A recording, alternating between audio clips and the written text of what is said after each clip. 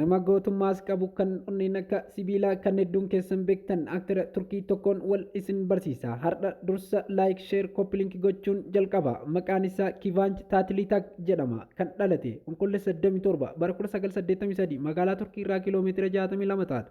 Adaanaa keessatti dhalate. Abbaan isaa maatii 5 qaba. Akkasumas maatiin isaa daabboo gurguranii jiraatan.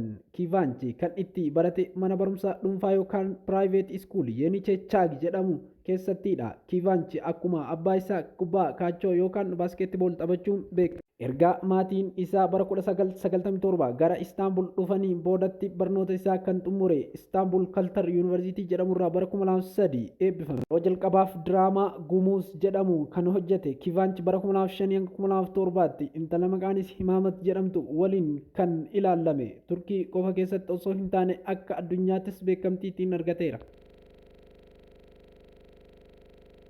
Bara 2007 hanga 2008 diraamaa Haliil Tuguluu jedhamuun maqaa miineeksee fi Haliil jedhamuun hojjetee addunyaa raajii keessaa isa tokko ture. Akkasumas 2010 diraamaa Habeeluu Lahasdeenar maqaa Ashkii jedhamuun dalagaa kan ture yoo ta'u bara 2011 hanga 2013 Kivaanch Taatiliitaak maqaa Kuuzii Teeknooguluu jedhamuun diraamaa Kuuzii Guunii jedhamuu fi akkasumas 2014 diraamaa Kurtisaayit maqaa Kurtisaayit jedhamuun haadha manaa taatee kan hojjette Saaraa tan jedhamtu waliinis dalagee tureera.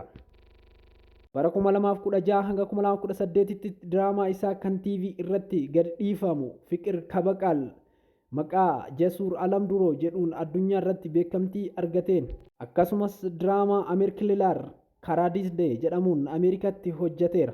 Bara 2023 diraamaa Boggaa Boggaa jedhamuun akka jaalalleetti kan waliin hojjete keessaa tan maqaan isii Yaaliin jedhamtu waliin yeroo ammaa gamtaa yuuniyeenii imbaasii Turkii kan Paaris keessa jirutti kan hojjetaaru yoo ta'u, Kivaanch abbaa ilma tokkooti. Maqaan isaa daa'imni isaa Kurtee Efe jedhama. Bara 2022 dhalate. Kivaanch badhaasota garaagaraa 3 kan argate yoo ta'u, sinimaa wardiillee injifateera. Akkasumas bara 2023 aaktarii moodelii addunyaa yookaan ammoo The Famous Model in the World jedhamuun badhaasa yuuroo $5 miiliyoona kan injifateedha.